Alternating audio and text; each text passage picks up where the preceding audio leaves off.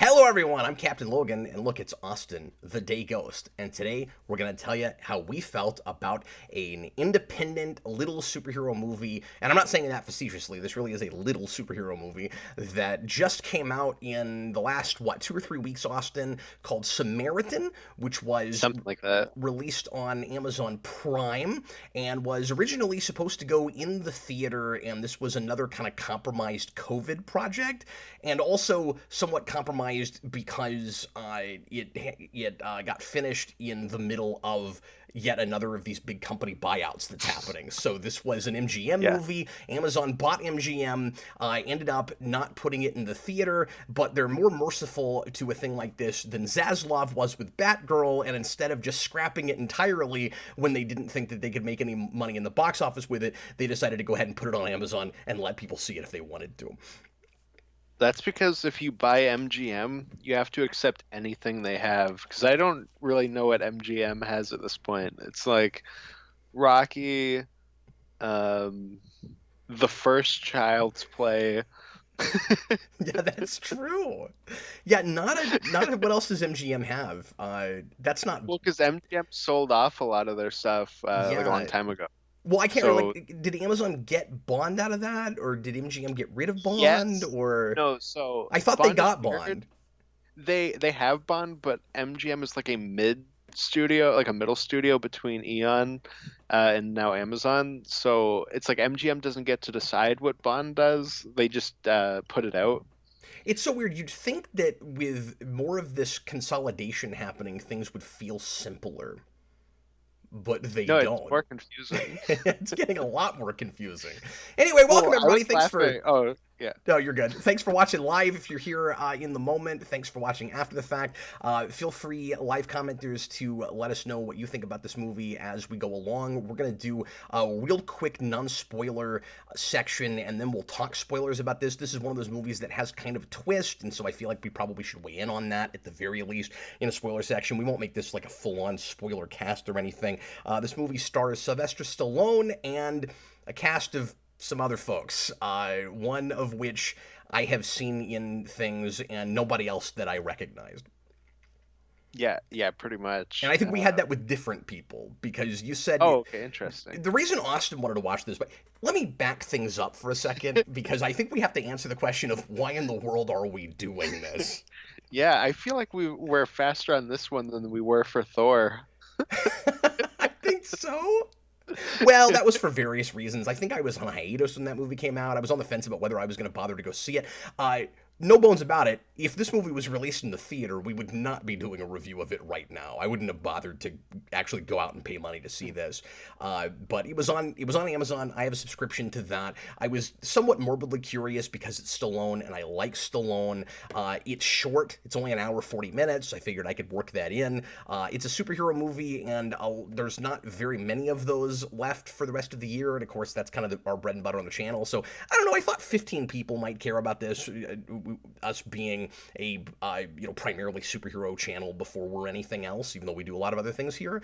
And like Connor and I did that Vin Diesel movie a couple of years ago that also nobody saw. This seemed like it was kind of in Bloodshot? Bloodshot. Yeah, I mean that was at least Yeah. based on a comic character that about 100 people on the planet have heard of, and this was one of those. This actually is.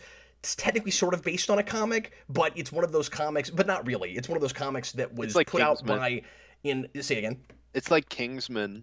Sort of. It was, yeah, put out by an obscure studio trying to get optioned. Kingsman's a little bit different because that's made by a bigger creator that knows he can get the thing out. You know what I That mean? that is true, but I've always heard that that book is basically I made this so that it could be a movie. Yeah.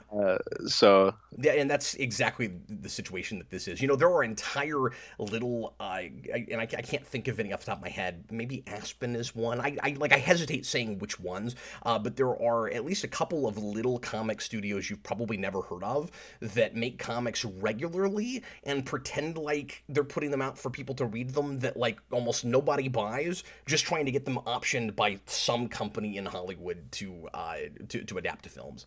well, and the big one's Marvel. Because that's where the money is. Not just. But rim shot, yeah. But But Well, and see, you say that, but Marvel's not inventing new characters right now in I order know, to I'm do that. just joking. Maybe that will start to happen more in the future. But anyway, so Samaritan, like I said, movie that was in development in 2019, was supposed to come out theatrically in 2020, was a movie that was, again, compromised by COVID.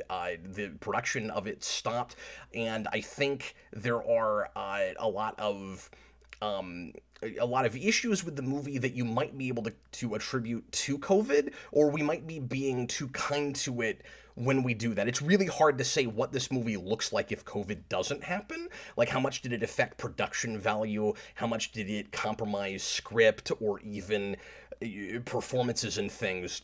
It's really difficult to tell with a thing like this. It might have come out really similarly. It's hard to say. But this is the reason Austin wanted to see this movie was because it's directed by a guy who made a movie that he liked a lot a few years ago that I totally missed and still need to see, Which is Overlord, which was almost the fourth Cloverfield movie. It was one of those where JJ's studio kind of like slapped out a movie, and then they were gonna be like, just make it Cloverfield because then people will watch it.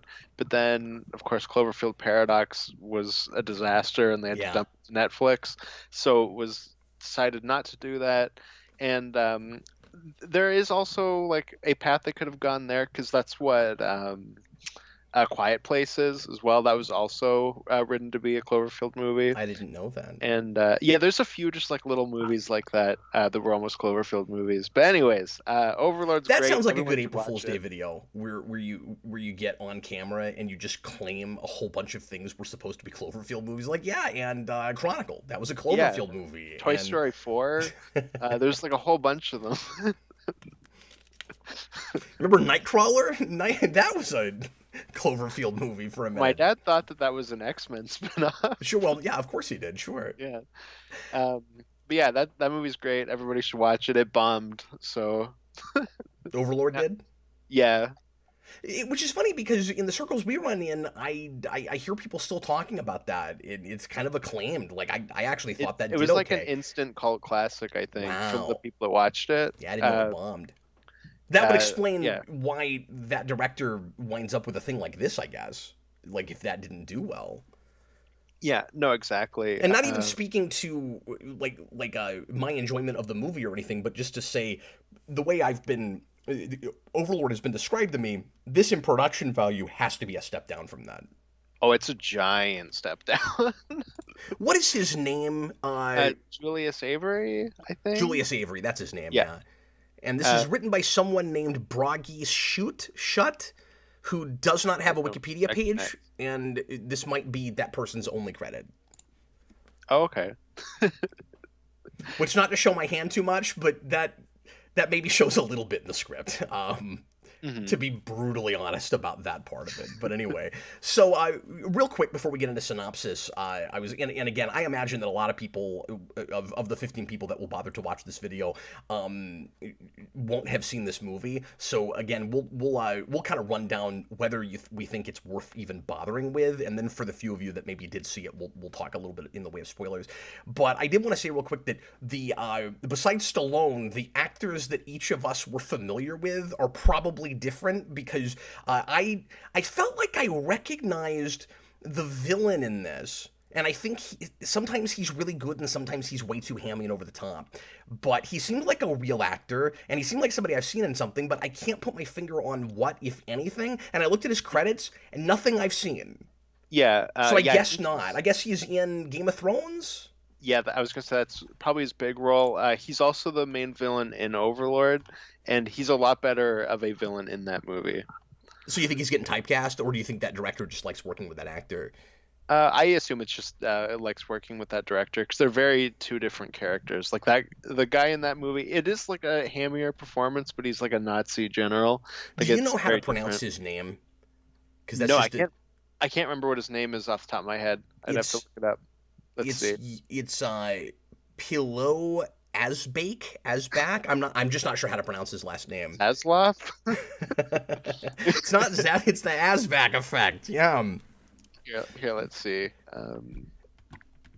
It's, I will give this a shot. it's not that important. I was just asking if you happen to know how to pronounce his name. Oh God. Okay. Pillow as So the answer is no. Then anyway, let's No. move on. And then the only actor that I recognized in this besides Stallone is the woman who plays the kid's mom, because I watched the first Oh, couple okay. seasons of. And I spent the whole movie trying to peg her because it's been so long since I've seen the show. But I finally threw my hands in the air and went, whatever, I got to go look her up. So I did, because I kept thinking it must be a genre thing, and it wasn't. She's in, I think, all of Orange is the New Black, and I only watched the first couple seasons of that when it first came out and it was popular. But that's Oh, where I okay. know her from. And we both know the librarian character in this because he's Peter Parker's teacher, Martin Starr. Oh yes, of course. But And he was just in Adventureland, that we oh just did. yeah, he was in that too. Yeah, he keeps popping up in things. Mhm. Just Yeah, just the weird. stuff that we're reviewing on the channel. Yeah. Yeah, whatever Uh, we do next, he'll be in that. you could almost consider that a cameo. He gets so Pretty little. much. It's like, yeah, like an extended cameo. Hmm. Except he shows back up at the end, but he gets like one major scene. By the way, I didn't mean to get annoyed at you about looking that up. I just didn't want to keep butchering the man's name. And when I could tell you didn't know what it was, I was like, we're just gonna keep saying this guy's name wrong. No, that's what I thought was funny about it. That's why I insisted on continuing. Oh, I see. All right, yeah. Austin and I are making two different kinds of programming sometimes. Anyway, so Austin, we again have an independent superhero movie that is the first in what will almost certainly not be a franchise. Would you kindly give us a quick rundown, without giving too much away, about the third act, of course, of what happens in Samaritan? Yes, but can I also roll it back for just a second to have a quick rant? Which is to say, MGM, fix your logo. MGM, I think it was last year, they changed their logo to be a CGI lion, and it looks awful. They need to either go back or improve their logo. It's terrible looking. Real quick before you get into synopsis, I'm going to read the Yeah. super chat real quick just to get it out of the way, and just to say I don't appreciate this at all, Bob the Hun. $2 super chat. He says he's quoting me, making fun of me. I spent the whole movie trying to peg her Jesus. Everything doesn't have to be sexual. Like we all know what I'm talking about. I didn't mean it like that, obviously. Anyway, Austin, go ahead and give us a synopsis if you would. Okay, Samaritan is a like you said, just kind of independent superhero movie. It's about like a little kid that's obsessed with this hero called Samaritan, and Samaritan years ago, I think they said, was it 20 years ago? Samaritan Was and it that long? I can't remember the timeline now. I think it was supposed to be 20 years ago. So Samaritan and his main villain Nemesis, they fought each Real other. quick, that would make sense though, because they're not pretending like Stallone is playing a character any younger than he is, which I really appreciated. Mhm. So that makes a No, lot of sense if he was supposed to, or both of them are supposed to be dead. Everybody mhm. thinks, and if Yeah, that happened 20 years ago and now he looks like he's in his 60s, that makes a lot of sense. But yeah, no, exactly. No, so the kid meets Stallone, and he's like, "Oh, you're Samaritan." Like he sees examples of Stallone having powers, and he's like, "You're the big hero that like died 20 years ago, defeating Nemesis." And I'm just, I just want Samaritan back, and the two of them form a friendship. Also, there's mob shenanigans because it's an independent superhero movie. yep. Yeah, and that's basically the movie without getting into uh, the more spoilery stuff. Yeah, the best way I think I can describe this movie is it's weirdly a mix as far on the superhero side, because there's a couple of ways to describe this. Like, I have a kind of Stallone explanation for this movie, but it would sort of give things away, so we'll talk about that later. But like, Mhm. I will say Stallone is really tapping into his Rocky side in this movie, and I think in trying to make that kind of unusual and make you not know exactly what the movie is about and where it's going in giving us that kind of performance.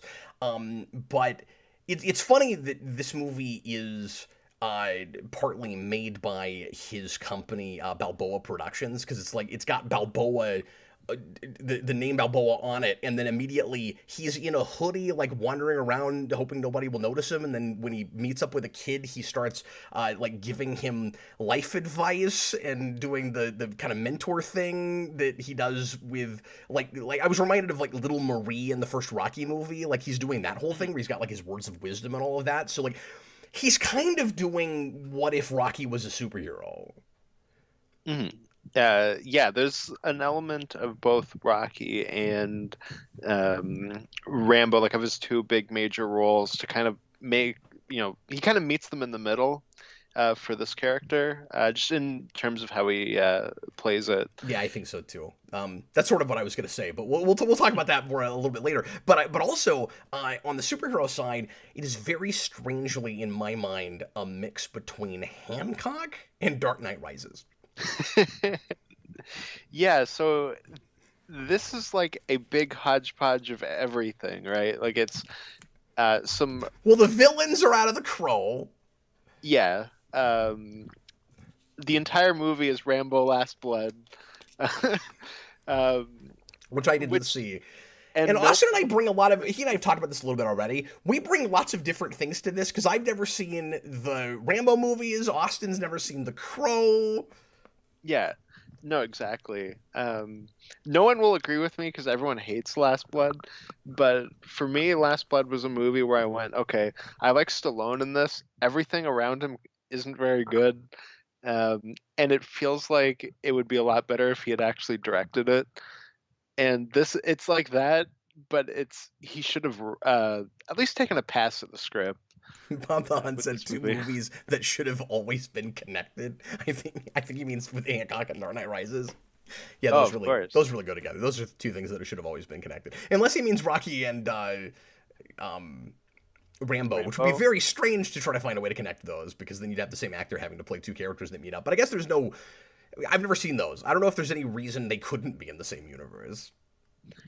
I mean, probably not, but Rambo takes place before Rocky, I would think. Maybe I'm wrong about that, Sure, but but even if it does, they could be in the same universe. Those Mhm. characters would maybe have a harder time meeting each other. I don't know. I mean, they both live a long time, right? Yeah, I'm no, assuming that is that true. because he kept playing them into his 60s. Well, and with Rambo, he was like, I'm. It was after the movie Rambo, because those movies have awful titles. He was like, "Oh, I'm gonna do Last Blood. You know what? I'm too old. I can't do this anymore." And then 10 years later, he made it. Anyway, why don't we go ahead and just do our sign flips? Best thing, worst thing about this movie. Austin, how did you feel about Samaritan? Samaritan reminded me that I just like Stallone. Like anytime he's on screen, I'm like, yeah, I just like this guy. I don't know. Um, like I said, just kind of everything around him isn't great, but I don't think it's awful either. Like we were talking while we were watching this movie about like that whole thing that we keep saying with movies where it's it feels like a 2000s movie. Although I think Sorry, real quick. That's totally fair. Chewbacca's lover. He says Stallone is almost 80 now. I keep thinking of him as 65. He's aged very gracefully. Like he looks really good in this movie. yeah, no, I agree with that. Anyway, I'm just saying he's probably not playing 80. Although Yeah, yeah, because I maybe guess it's probably like 60 around Rambo and Rocky it's Balboa. also an old man Logan sort of thing, which I feel like I'm saying more and more about things. Like we just keep making old man Logan with superhero things, but Mhm. these are supposed to. It's very vague about who these brothers are exactly. It's something genetic manipulation is all we get. That's where it's the antithesis of Hancock, where it does not at all get caught up in the mythology. We never know what really happens with the origin of these guys. So I guess it's possible they age slower. Like there's really no way to know. Yeah, exactly. Anyway, my apologies. Go ahead. No, it's fine. One of the things we were saying while watching it was that it was another movie that felt like a 2000s movie, which I think it moves away from as it goes. Um, but in terms of other movies like that, especially in the superhero genre, like I would put this way over Venom. I would watch this over like 10 times over watching Venom. It helps that I don't have an initial investment in something like this, and Venom is just a character I like that they didn't, take off the page the way I would have liked them to. But you're right, I probably would rather rewatch this over Venom as well, which is weird. Hmm. No, exactly. Well, in this, I'm like, okay, well, I kind of like Stallone, and there's some other stuff that I like later on. And Venom doesn't have anything that I like. um, but anyways, my best thing is Stallone, of course, and my worst thing. I don't want to give this to a worst thing 'cause it's unfair. But the child actor in this isn't great, and he's the main character. No, And that's totally fair. I don't think it's great casting. which it Nothing kind of against sucks him. to be He's like, yeah. trying. He's doing his best, but And the they script, could have found somebody stronger. I think absolutely. well, and I was thinking about this earlier today as well, where I No, was, Austin, don't pull your punches with a thing like that. That's not personal against the actor. It's a weak point in the film. But no, none of this cast is all that great in what they're doing, even with actors I've liked in other things. Okay, the one actor I've liked okay in that other thing I saw. But like even the Overlord guy, you have to agree, not that great of a performance. Like no, absolutely. But that's what I was gonna say is that it's also hard for me to go, um, take that actor out and put like a better one in, because I also think a lot of it is probably scripting, yeah. where it's just kind of awkward. Yep. Like, I think the mom actress is like fine for what she is, but like She's it's not given not anything given great anything to do, exactly. and she's got some awkward. Everybody has awkward dialogue. Even Yeah, Stallone has weird, awkward lines, but he's used to having to give those. Stallone's been here and done that. He He's really got the has. t-shirt. So no, Yeah. I completely agree with you. Mhm. Yeah, so I unfortunately that's mine, but yeah. What's your best thing, worst thing? Well, how would you flip your sign? Oh, like I said, no one will agree with me on this with Rambo Last Blood, but I ultimately walk away going like, that was fine. I enjoyed that well enough. Um, it's not great. It's very middle of the road. It's very, very lukewarm, but it's fine. So you actually are going green, but just Very slight. very slight green. So it's like we're like this, and then we just went. It's like that. It's Exactly. right there. Exactly. It's not even. It's not in the middle. We don't do that here. You have to pick one, but he's not. It's not. No, It's right there. there's some like red tint in the green. And do you like not? And do you not feel great about it? Is there a part of this? It's almost embarrassed. Where you don't want to tell people about this. Like It just like Rambo Last Blood. It's something I'd be incredibly awkward to watch with somebody to be like, yeah, I enjoyed this well enough until it hits a certain point, and then I go, no, I'm right in believing this. isn't some of it also like with anything just perspective and preconceptions going in? This movie, when I saw it, had 37, 38 in Rotten Tomatoes. I guess that's jumped up to 40 now. Ooh. Yeah. And the audience score is a lot higher than I expected. I figured it was also going to be down in the dumps, but it was like 76. Yeah. It's just more watchable than I think you expect based on the title and based on the fact that it didn't go to the theater. Because it's a very generic title. Samaritan's not going to be anybody's favorite superhero based on that title. No. Unless you're Richard Roper, nobody's asking for a sequel either. And if for some reason that happened, I could see it. This is a thing that I don't think has Yeah. awful sequel bait. I think you could actually make a sequel to this that would be more interesting than the movie we watched. Yeah. We'll get into again spoilers here in a little bit, but Samaritan and the villain Nemesis, like again, super generic names, almost embarrassingly so. Until you realize that it's kind of all thematic, and even then, maybe I could see people feeling like that makes it just as or more so embarrassing. But these are not names that are picked because we're trying to come up with cool, exciting, original superhero names. It's all based on what's happening in the story. Like that's why they're called what they're called. Yeah, that's something I have with I think any independent superhero thing, where it's you always get just I don't know, not maybe not embarrassing names, but just generic names where it's just like, Well, I wonder why they eh. haven't been picked yet. You know, like we've had superhero. Mhm. The superhero genre has existed now for nearly 100 years, like 85, 88 years, right? Mhm. And everything under the sun has been grabbed up by one of the big two and other companies at this point. So if there's one that nobody's picked yet, or the picks have been so uh, obscure that nobody knows about them, they're probably not, the best names. Like, there's just not a lot left, We're at table scraps at this point. Yeah, we're getting to stuff like Ironheart. Yeah, exactly. What do you? And sorry, I don't want to run away with ourselves, but Bendis had such a hard time. It felt like anyway. I don't know. I don't know if he was like leading up to that or what, but like coming up with something for Riri Williams. She took over the Iron Man book. The book was called Iron Man for like 8 I issues or remember that. something, Yeah. where it was starring a girl in the Iron Man suit, and then eventually, finally, it became Ironheart. Like that's how unsure if coming up with a new superhero name that anybody will buy and get behind. We are now. We'll get the super chats in just after I do my sign flip. Let me do this real quickly. So, where do I want to begin? I guess I'll just go best thing, worst thing. We've been talking about this for a bit. I guess I'll just say, like I said, perspective. I enjoyed this a lot more than I expected to, but particularly after the uh, the reveal. There's a thing that happens that I wasn't expecting that Austin called, and we'll talk about it in a little bit, and why maybe that happened. That turned things around for me actually quite a bit after that. And somebody before we started broadcasting said, "Oh, I already know that Cap doesn't like this movie because he said last night on After Dark that he couldn't remember things from the movie." I wasn't finished with it, and I had half an hour left, and I was very much on the other side of the pendulum swing at that point. I was like, this is very generic. I can't keep it in my head. Dialogue's not great. I'm not caring as much as I want to. It's not terrible, but whatever.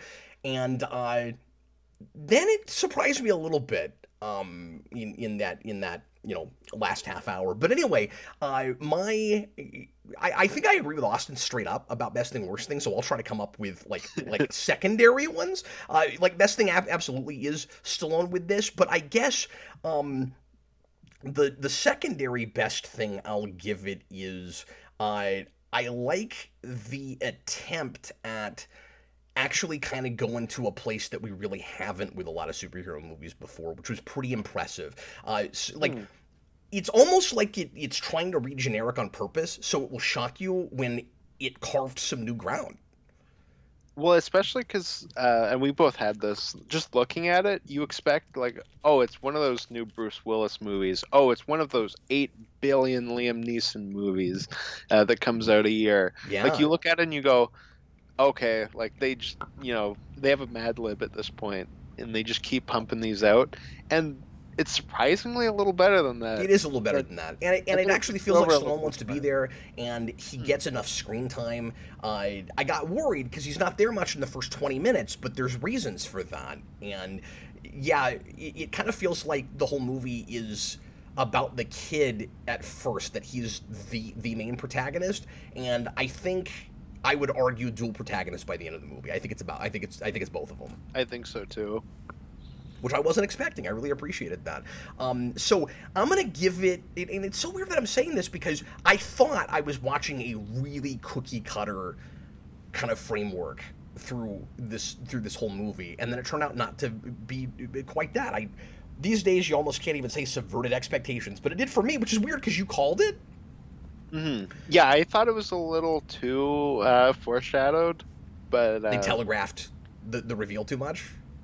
but that also could be that I called it really early, like probably earlier than I think No, they I was start to, impressed like. with you for doing that, but I wasn't giving it enough credit to think it would do anything interesting. Like, Yeah. I thought I was watching, like I said, just a really cookie cutter kind of thing where it was like plug in for the formula. It seemed like it was maybe trying to pat itself on the back or make you impressed with the fact that it wasn't an origin story. That like the one thing it had going for it was we drop you in a world that already revolved around superheroes or a superhero and a supervillain that aren't around anymore.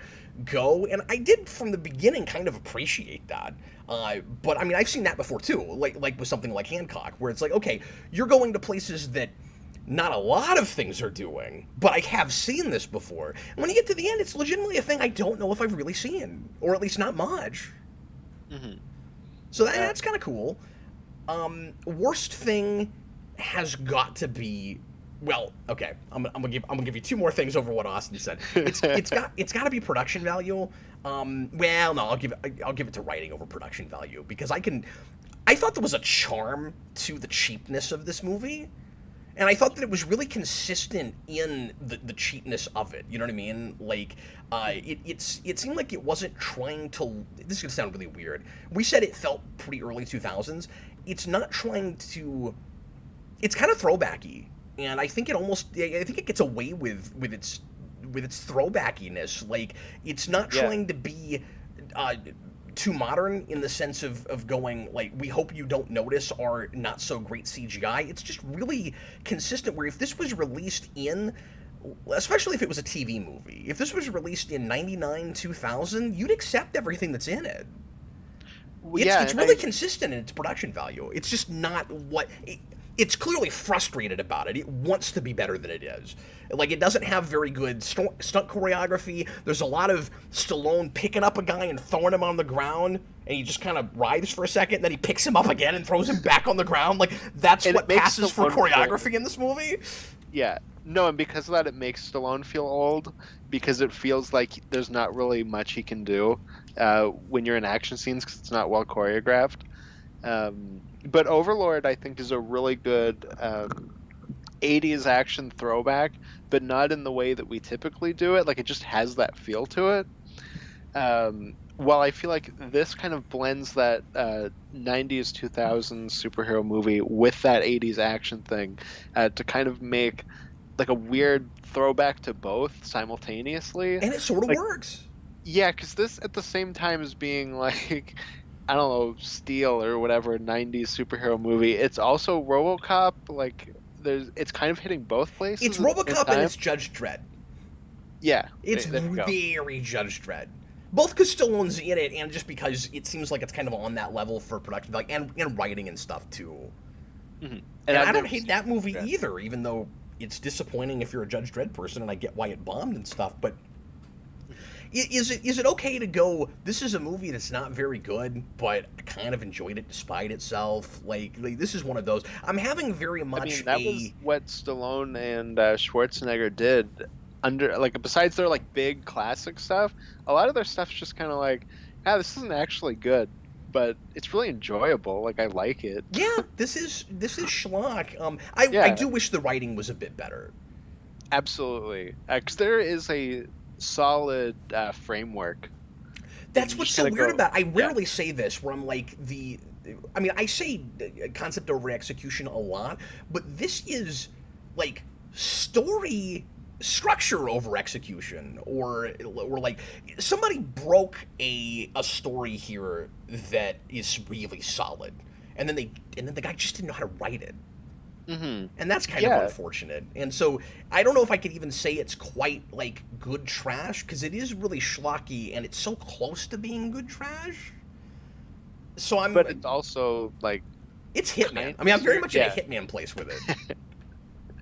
No, for sure.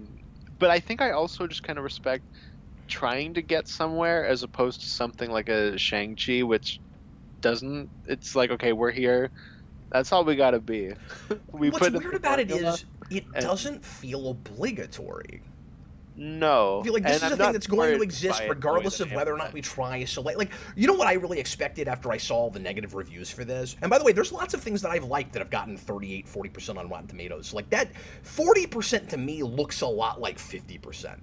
You know what I mean? Where for me, it could go either way. And something you got to keep in mind with Rotten Tomatoes ratings, and why I always take that with a grain of salt, of course, is that's and we've talked about this a million times, but it's not the percentage is misleading because it's just the percentage of professional reviewers that decided to flip their sign red instead of green. It's not Yeah. it's not they all gave it a 4 out of 10. You know, like they could give it a 5 and that's still an F.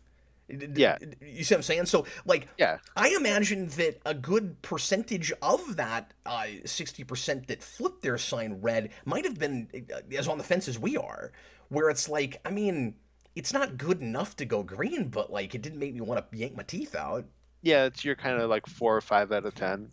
That's not a rousing recommendation.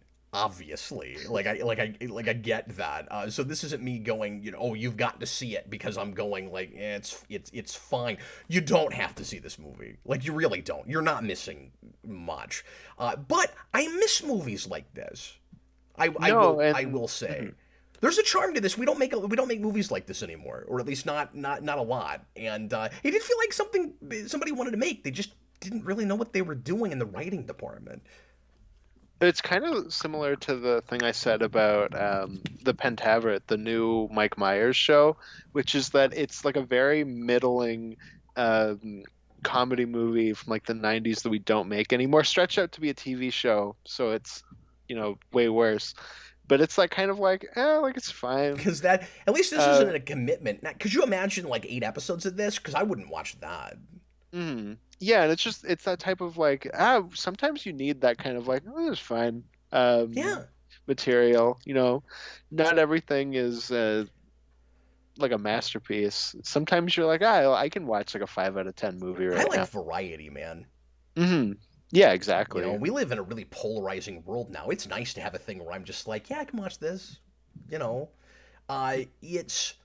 I found myself transported back in time looking at this. If this movie comes out when I'm 12 or 13, like I really enjoy it. And even then, I wouldn't say this is a great movie, but No, you just have a fun time. it would have tickled some of my sensibilities even a lot more back then. Anyway, I think I'm right with you. There's a part of me that can't decide where I'm like, it's really not good enough to flip green, and yet I thought it was gonna be like Firestarter remake bad. Well, and it's also that right type of thing where it ends off well. So it kind of And makes that's up for so the unusual, right? Because very you often want you'll get things yeah. that start okay and then they just really fall off. And this was writing to an ending, and once it got to that, I was a lot more with it. Yeah, and it's one of those things where you walk out of the credits going like, oh, like that was actually like all right, even though maybe through a lot of it you were kind of like, this really sucks. You know what I mean? But It ends on a lot you more of a high walked out note. on the high. Yeah. Isn't that weird? Yeah, I think maybe just based on because I respect that. You hmm know, like there's an effort there that I really respect. I'm gonna give it a real middling green, just like Austin. I know people are gonna be really surprised that we're basically saying Siskel Ebert 2 thumbs up with this. I mean, 2 thumbs barely up, and that's not. I'll also say this too. I'm feeling it is really different than recommend. Yeah. Like we should probably say that. So like for my own enjoyment, you know, the experience I had, I'm barely saying I'm feeling it. I don't know that I recommend this to very many people. I don't No, know that I'm like I saying you should go watch it. I'm saying that because I chose to, I was really glad that I was all right with it. yeah.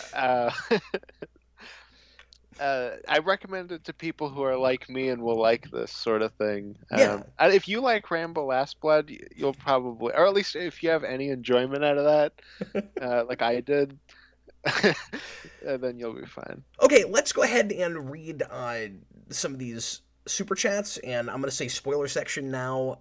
Bob the Hun, so we can bring up anything we want to now at this point, and if you are watching live right now or even after the fact and you want to see the movie now based on our hardly recommend, really apologetic sign flips, feel free to stop the video and come back. Bob the Hun, $2 super chat. His superhero name should have been Italian Stallion. Would that be a little on the nose? It's already rough because Italian Stallion is a superhero by Rocky 4, by Rocky 3, really. That's fair.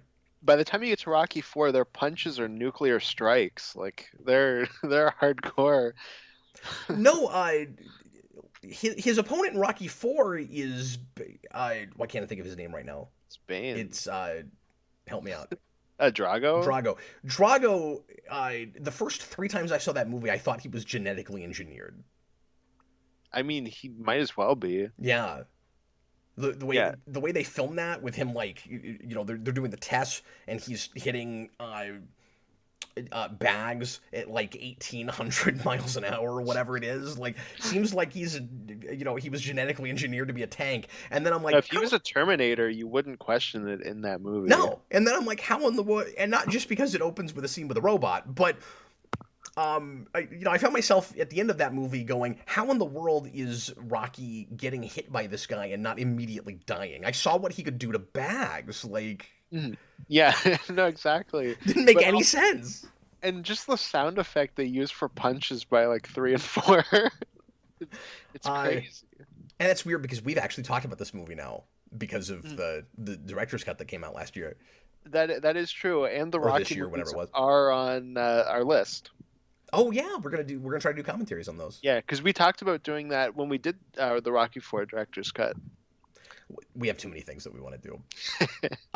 But yeah, in all seriousness, though, let's go ahead and talk about this for a minute. The Mhm. reason his name is Samaritan is because it would even be more generic and harder to get people to watch a movie called The Good Guy, right? Like that's Yeah. all that means. So Samaritan is the hero, the good guy. Nemesis is the bad guy. And I laughed out loud at the beginning of the movie because I didn't know what it was doing yet, of course, when the bad guy's name was Nemesis, and then when the or the old bad guy who dies, and then when our mob boss who wants to be the new Nemesis is trying to frame Nemesis as not the bad guy. I'm like, his name is Nemesis!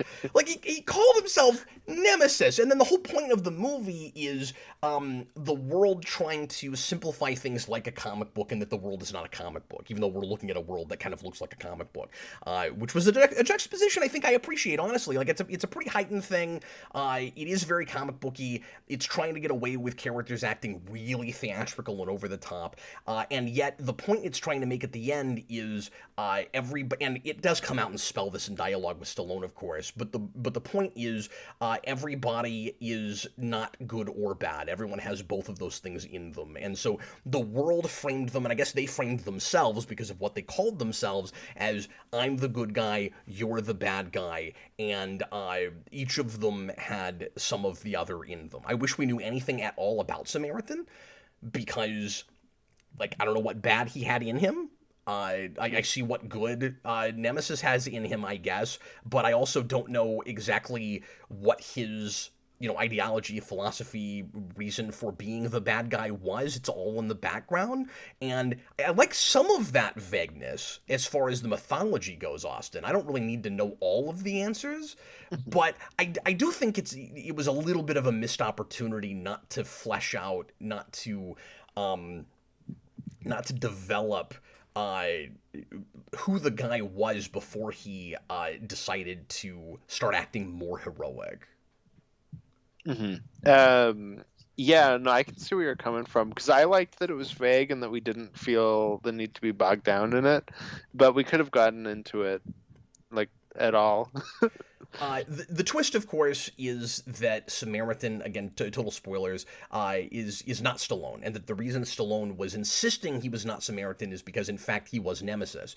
And that was a big criticism I had through that midsection, was why in the world do I keep having to watch him insist that he's not who he obviously has to be because he has superpowers. It ultimately is because he's telling the truth. He's not. There were two people that had those powers. Oh, okay.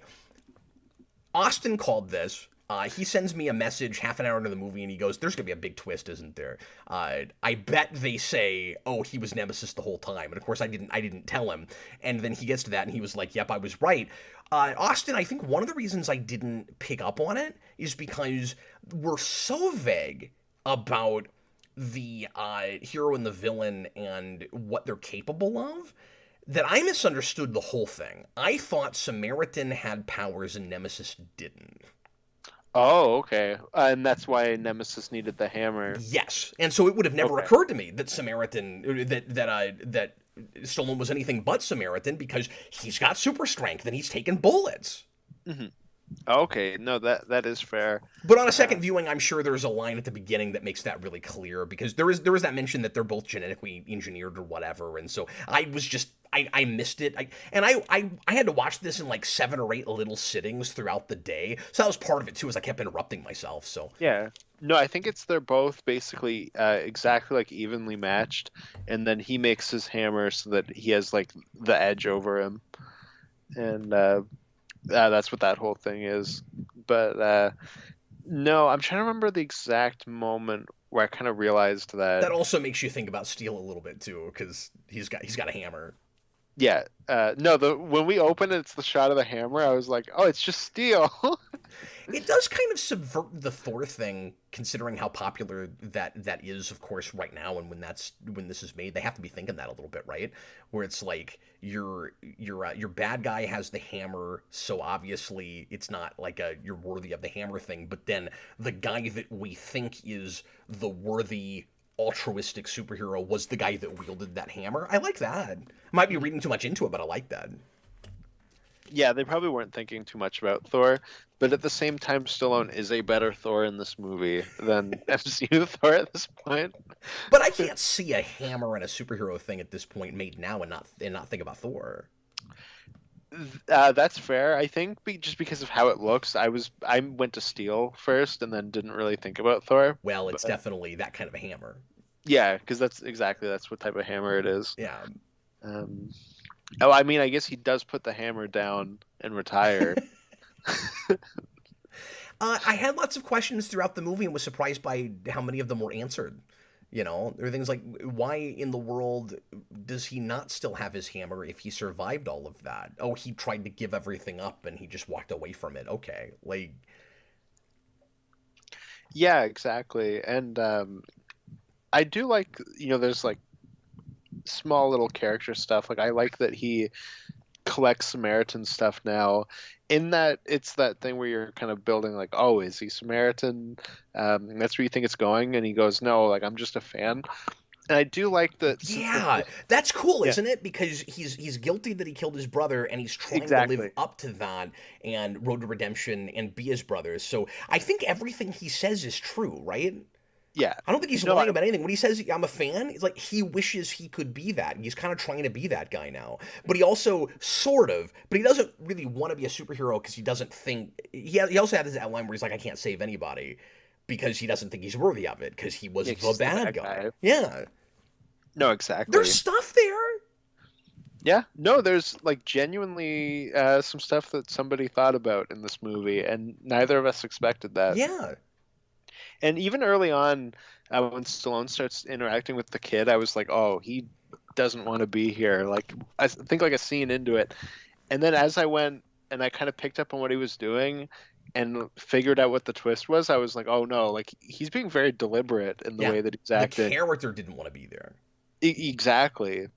And it made me go like, oh, like I wasn't giving Stallone enough credit, and I like Stallone. But obviously, there's certain movies where he just kind of runs through it. You never know why a person's taken a job. Yeah, exactly. And I didn't expect this to be something he cared to be in. Well, and that's why I said to you off camera.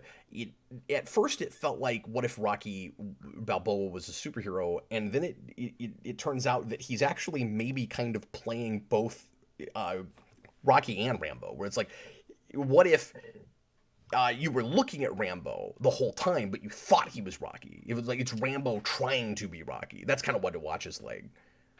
Hmm. Yeah, I exactly. haven't seen Rambo, so that's just based on what little I know about that character. But he's not It's Rocky, yeah. right? Like he doesn't have. It's you think that you're seeing Rambo First Blood Part 2 Rambo, but you're actually seeing First Blood Rambo. Real quick, the reason I said that I wish we knew more about why he did what he did as a villain is because of the who is the villain really angle in the movie. If the mob boss wasn't on about from he basically has the whole, from my perspective, the Jedi are evil thing, right? Where he says, but Nemesis was taking down the real bad guys. And it seemed like a social commentary, your really standard typical one on like one percenters, white collar crime, that sort of thing, where it's like, yeah, Samaritan was like fighting criminals on the streets, but Nemesis was going after the people that were like maybe corruption and stuff, is what I was getting from it. And Just going after the system. if that's an angle, because by the end I couldn't tell if he was just making that up or not. Especially when Stallone says his character's name is Joe in the movie. When Stallone toward the end of the movie says there was no plan, because the mob boss says I'm trying to do your plan. Like, I thought you were dead, and I was inspired by you. Weirdly, kind of the Batman thing, except by a villain, right? Where it's like, I'm trying to do what you were doing. He's like, you don't understand me. I wasn't. I wasn't really trying to do anything. Okay, then what was your thing? Why were you the bad guy? That goes too far for it to be that vague about it. Like, if there's not a philosophy from the villain that Stallone's character inspires Austin, then they can be that vague about it. Yeah, But well, I think it's just that's a supposed to be- problem. No, and that's fair. I think it's just supposed to be that Stallone is, the bad guy. He, he attacks like the system, and this kind of newer villain goes, okay, well, the system has, these kind of corrupt bad people, and kind of builds off of that. But And that could have you been a said lot more it's- interesting than it is, because ultimately I think he's just using that as an excuse to try to gain more power and get the like the little people, the poor people in the city to like do his dirty work for him, because he's basically, like I said earlier, he's Bane in Dark Knight Rises. He's trying to, except midway through I thought he bought the things he was saying. And then by the end, I wasn't sure about that. But it wasn't like there was, a Talia al Ghul behind the whole thing, and that was why. It was just, he kind of degenerates into a real standard, I just want power kind of villain, I think. Like, he seemed really interesting to me at the beginning when he gives the kid that speech about, oh, you really like Samaritan. It's more complicated than you think it is. Here's why Nemesis really should be thought of as the good guy. We need to give the power back to the people. And he actually gives that exact, almost verbatim Bane speech. Or at least there's a couple of lines that are straight out of that speech where he basically just comes out and says, like, take back what is rightfully yours. I think he actually says that. And there's a couple other lines like that. It's weird how much Bane is in this movie. And then, like, he puts on a silly mask and he gives really big, broad gestures while he's giving that speech. In the third act, he's got a coat that looks a lot like the Bane coat. Like, he's just Bane. Mm-hmm. He's Bane and Shredder in the first Ninja Turtles movie. Because there's also the whole thing where he has all these kids working for him that are in like a little arcade, and they have a RoboCop machine. That's exactly what I was about to say. They have a RoboCop machine. But there's a point where I messaged you and I went, "Oh, like this is just the Ninja Turtles movie." And then as I hit send, the main henchwoman turns to the kid and she goes like, "This is my family." I was like, oh, it is. Well, and they're ripping off a lot of villains in this, because you mentioned the Scar thing. Oh yeah, there's a part where he's torturing a person and then he lets them go just to shoot them in the back in a scene we've all seen a million times. But before he lets them go, he whispers, "Leave and never return." Yeah, it's just Scar. And he dies in a big fire at the end. Oh yeah.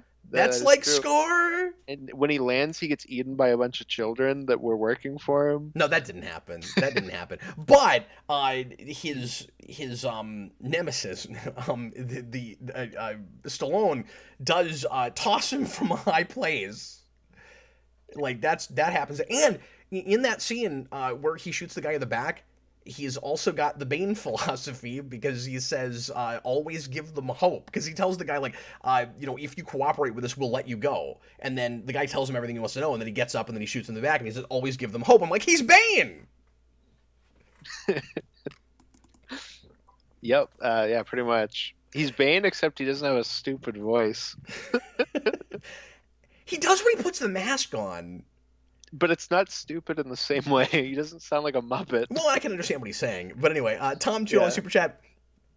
Why do they live in Shazam's mom's apartment building? I mean, I don't know. It's just It's just like generically yeah. urban environment. Yeah, I was thinking like the Child's Play remake, but I guess also Shazam. Maybe on a second viewing, I wouldn't have this so much, but I was actually not really with the movie toward the beginning when the kid very quickly decides to work for a gang. Because what little we'd had with him so far, it didn't feel like he would do that. He seemed a little bit more trepidatious about stuff than that. And like I get that his mom is like having a hard time paying the bills and he needs to get money some way, but he's not set up to be as like wayward and taking the wrong kinds of risks and stuff as he ultimately ends up doing. I think it's the wrong first 5 minutes with that kid. Yeah. No, that's fair because I'm trying to remember the opening. Because I think we get him. We have like that whole dynamic where he has to give his mom money for rent. Yeah. And then I was like, he gets that through doing crime. There was something about that. Oh, I know what it is. I know what it is. It's when the he just he just didn't seem this like stupidly, I don't know what the right word is, like courageous or whatever. He has that, I almost said his friend, but the kid's kind of mean to him, so I guess he's not his friend. But there's that kid on the street that's like, hey, come help me do this job. Like all you got to do is break through a wall. Do you remember that? Yeah, it's the 6ix9ine guy or whatever, the rapper with the red and blue hair that got arrested. He just looks like that guy. And he, but it starts with that kid on the street. It's like let's get on. Let's you remember that the like kind of heavyset black kid. He's like let's get in this like shopping cart and go to this place. We have to break a wall down, and then he or maybe that kid was trying to get him to do something else and then the wall thing. I can't remember now. The beginning of the movie's not sticking with me as well as the second half. Anyway, because I thought I was watching a worse movie than I was watching. Anyway, so he is initially trepidatious about going and meeting the big boss. You remember that? Where he's like, we shouldn't go see this guy. That's a mistake. And then, shortly thereafter, he's offered a job by the people who work for the guy he's afraid to meet, and he immediately takes it. I didn't buy that. Yeah. He's like, no, sure, I'll take it. Because remember, the other kid was like, no, I don't want to do that. He's like, I'll do it. And I'm like, that was a turn. It's a bit of a Sonic High School thing. There's one. Nobody knows what you're talking about. Stop that. Oh, we haven't even got to that part yet, but that's the thing we've been doing in After Dark. Nobody knows what you're talking about. I wasn't even referencing what we read. That just is a thing from that I thought of. But yeah. The other thing that I wish that we spent some time with, Austin, this I think is the biggest glaring mistake in the middle of the movie, is let the kid, and as always, I don't want to rewrite the movie, but isn't the whole thing a lot more interesting if the kid is mentored almost equally by the mob boss and Stallone? Yeah, like we're kind of the kid's kind of stuck between both of them and trying to figure it out. Yeah, because again, the mob boss kind of takes a shine to him, and he's kind of butting up to him, and he's trying to get him to do more jobs. And meanwhile, the kid is enamored with with Stallone, thinks that he's his childhood hero, and is kind of working with and for both of them without the other one knowing that he is with each of them. So it's this kind of triangle, but that goes away really quickly. Like he's with that mob boss for a little while, and then once the mob boss realizes that the that the ostensible Samaritan is still alive, he wants to go take him out. And that's a real standard superhero trope. Like you stop caring about anything you're trying to accomplish and you go kill the good guy. But the reason it would have been just it's better drama anyway. But the biggest reason it would have been a lot more interesting is because you'd think, unless you're Austin and you called the twist before I did, or you called the twist at all because I didn't. What you'd think is going on is this kid is being caught between the good guy and the bad guy, Samaritan and the new Nemesis. And then you'd find out that he's actually being caught between Nemesis and the guy who was inspired by Nemesis, and it turns out that the kid was actually inspired by Nemesis. Isn't that interesting? Yeah. And No, there could be a really cool conversation about it from Stallone, and then that could lead to a really great moment. These are just moments that I think need to be in the movie, where Stallone explains the relationship he had with his brother, not just generically people are good and bad, but like here's who we were and what happened. I just think all that should have happened. Yeah. No, that would have been a really cool twist, especially It's because missing some story. Yeah. No, I think even though we fell on the green side, I think we both agree that this needed another draft on the script at least. I was going to say, yeah, and with that idea, you could still have the kind of earth-shattering thing where the kid realizes that the like one hero he's looking up to isn't Samaritan. Chuck's Lover, $2 Super Chat. Is he a Christian superhero, the Samaritan? No, there's nothing about religion at all in this movie. And again, it was just them. It was just the writer trying to come up with a name with a synonym for good guy. We all know what the Good Samaritan is. Yeah, yeah, exactly. It's just. I mean, you get to a certain point in the movie, and it's literally just like you're the good guy, I'm the bad guy, and that's how they're talking in the movie, where they're not even using the superhero names anymore. Yeah, it's better as a title than it is a superhero name. Mm-hmm. That is fair. It's kind of double entendre because Stallone's character ultimately is a Samaritan, and again, he's doing it because he's trying to go on a path of redemption. Mm-hmm. And so he's just going around like randomly saving people when it comes up. He's got that kind of responsibility thing. Yeah, exactly. And then you also have like the actual Samaritan hero stuff, and like we said, there's just a little bit more to this than you expect. And what makes it frustrating is you can imagine sitting down and rewriting this and making Making it even better story out of it. Yeah. Yeah. Hey, real quick, how do you feel about the ending and how long we stay in that burning building? Oh, it's just that whole fight scene? I thought that was absurd. And I mean, there's a lot of just general absurdity in this movie, of course. So, like, I can suspend disbelief to a certain degree. Man, when that kid, what was a bridge too far for me is they're in that burning building forever, and they don't seem to be all that concerned that it's going to fall apart, and of course it does. And then when they get out, the kid is immediately on the news giving an interview, and he's not like out of breath or coughing or like he's been breathing smoke for like 20 minutes in this burning building.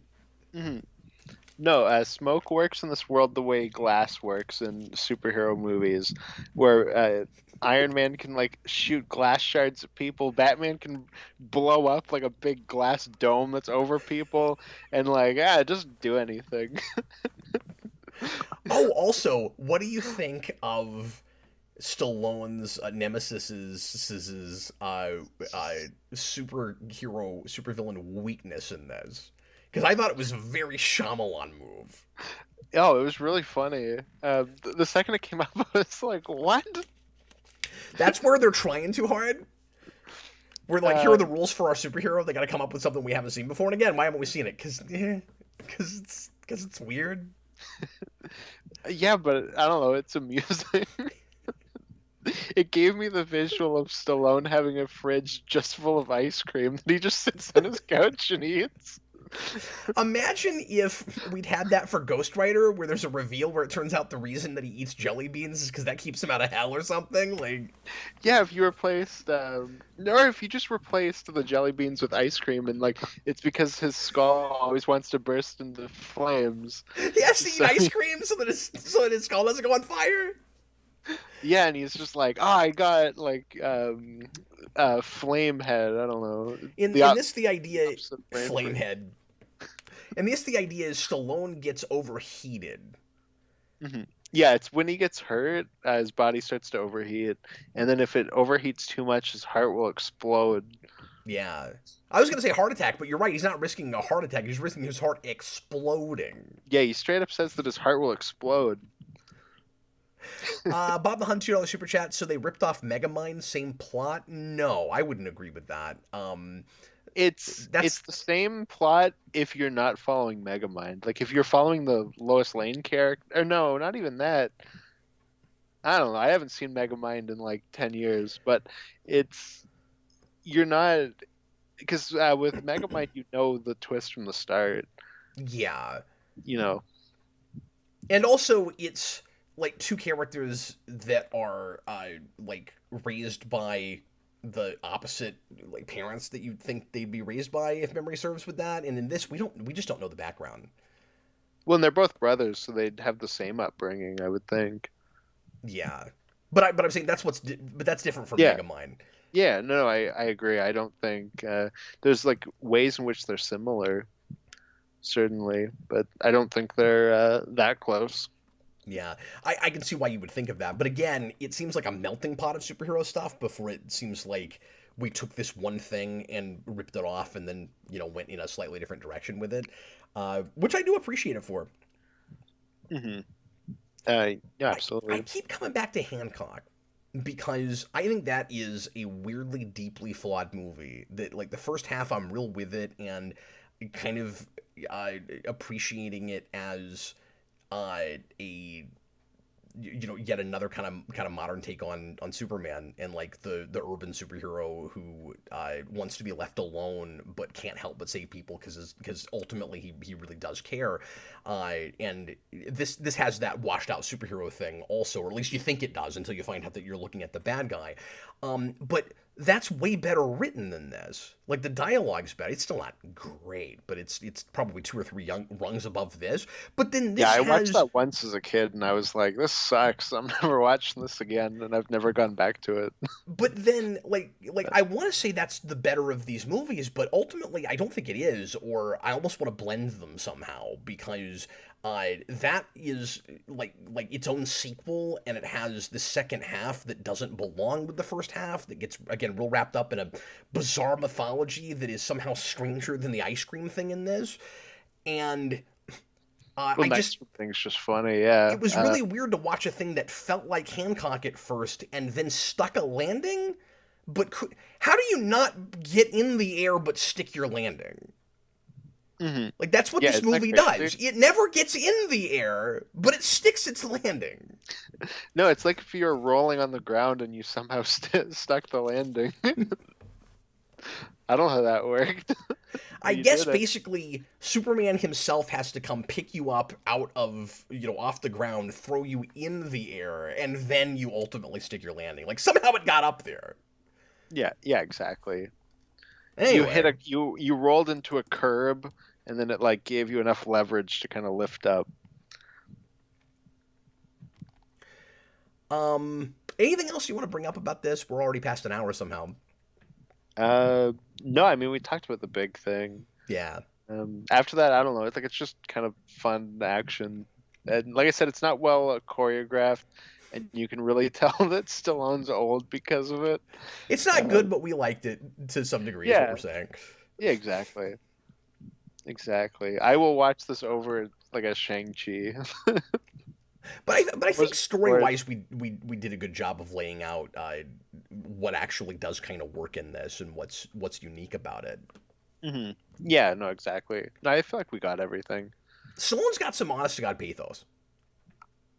Yeah, no, it was good to see him in a movie like not exactly like this, but just like leading a movie again. Because I feel like it's been a while since he's been anything other than like a supporting role. AMC says Nemesis arc. Well, yeah, we should mention that too, real quick. That if it's not Stallone, there is no movie. No, exactly.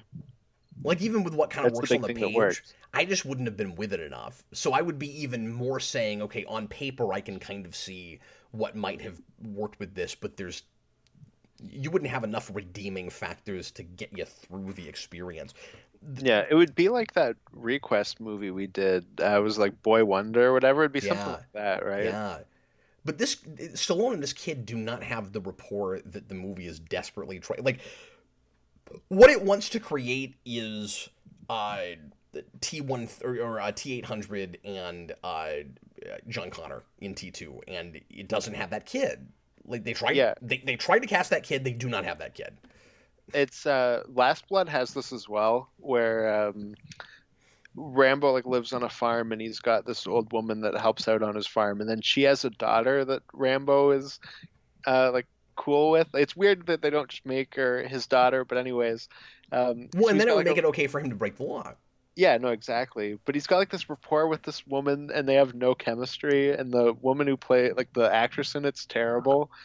And then there's a part where she like gets injured and Stallone is like crying over her, and I was like, oh man, like Stallone's like working overtime to like make this work because they have no chemistry and she's not good, but he like kind of makes it work. He's I don't know. carrying He's completely dead weight carrying it. ultimately. Yeah, exactly. I don't know. Well, He's just one of those actors you just like, and he can carry you through. Like yeah. if you have that, like we did. Well, I just thought of this, and I don't want to go down a whole other path, but after you said that, I was just kind of transported back to a couple of scenes. Mm, This movie is built on a series of too many coincidences. I think it does have some of that. yeah. It is that like 2003 Daredevil thing where this city feels like it's 2.5 blocks and everybody knows everybody's names That's and because this literally is one block. It's one street. but like it's supposed to be a big city and Yeah. people are uh, you know 5 people live there and they're running into each other all the time. But let me ask you this question: do you think that the kid needed to be as young as he was? Because that's ultimately a risk that doesn't pay off. Do you think that the same story could be told with like a really Like a solid 15, teenager. 16-year-old actor? Because I don't Probably. know. There's a I mean, charm to it, theoretically, being a kid, in that it's a movie about shades of gray, but at the end, it's also really innocent about the whole thing. yeah. Well, I feel like you kind of need the kid to have the whole superhero obsession thing. I don't think that would play as much if they were like 15, Where 16. he's naive and idealistic, and he does see the world in Yeah. black and white. Yeah, yeah, maybe you do. And I feel like with a teenager, you'd maybe be questioning things where you kind of go, okay, but like he's basically giving it to you that he's not this character and that he's Nemesis in places. And I feel like with a teenager, I'd be questioning why they can't pick up on that as much as you know they're not. But with like he's like I don't know, maybe 10 in this. No, he's Yeah, 13. is he supposed to be 13? I Yes. wasn't He entirely doesn't sure. feel 13 to me. Yeah. No, I thought he was like 10. I'm Yeah, really bad at guessing ages though. I think. Well, no, they straight up say he's supposed to be 13. However old the actual kid is, the casting is the problem. They just needed to see more kids. I Yeah. will say, I think it could have been any gender. I think it could have been a girl. Yeah, no, I agree I'm with just saying they that. should have seen as many kids as they could see and just cast the one that worked, like regardless Hmm. of anything. It could have been any gender. It could have been any nationality, any ethnicity. It wouldn't Could have matter. been Just anyone. cast the kid that knows how to act. cast Arnold and just put his head on a child's body and do that. But I mean, that probably goes into one of the biggest issues we have with it, which is that they didn't throw enough money at this. Yeah. So, well, anyway, I think I've said my piece on it, and was surprised that we even had this much to discuss with this. Honestly, like, it was not horrible, and I would actually sit through it again. yeah, if I were to give this a ranking out of 10, I would give it a 9. No, you wouldn't. No, you wouldn't. I'm not gonna tell you what my number would be because I don't do that until I do a rewind on a thing. But I'm not like I don't get out of character till I finish the DVD commentary. exactly. But I don't know. I'm not gonna be dreading the eventual rewind for this that no one will watch. Yep. More people will watch it than this, though.